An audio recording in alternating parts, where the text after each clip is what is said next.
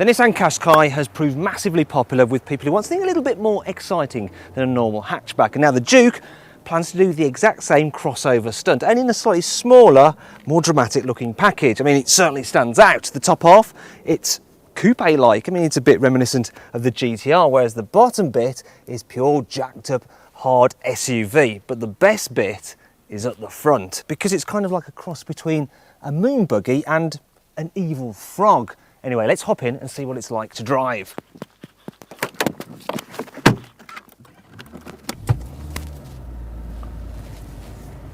This particular car is fitted with Nissan's all-new 1.6 litre turbo engine, which has a rather impressive 190 horsepower. In the Juke, it's good for 0 to 60 in 8 seconds, although I have to say, it does actually feel a little bit quicker than that. The unit revs really smoothly, although there is a bit of turbo lag down at the bottom.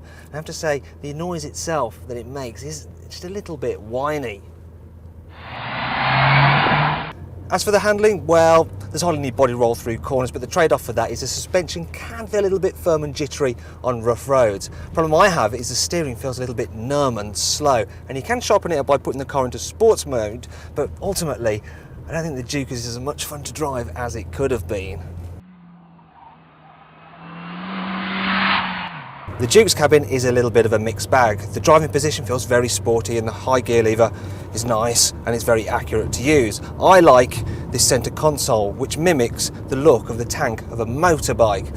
However, I think some of the materials used in the cabin are a little bit low rent, and there's this kind of clever LCD system down there which shows you things like G-force and turbo boost, and really it's a little bit of a gimmick. I think after a couple of weeks you're not going to bother with that, and to look at it you actually have to take your eyes off the road.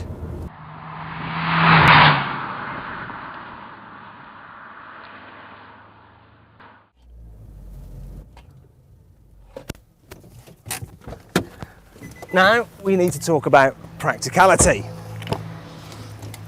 Here in the back, if you look down here, you'll see that knee room is pretty decent. However, headroom is really limited. I mean, my hair's actually touching the roof. I'm only 5'10", and anyone over 6 foot is going to end up with a really bad crook neck.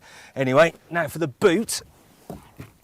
It's not exactly massive, but as you can see, it's a decent enough size. And because there's no boot lip, you can slide items straight out. And if you do need more room, you can always fold the rear seat backs down, and you've got a nice flat load bay.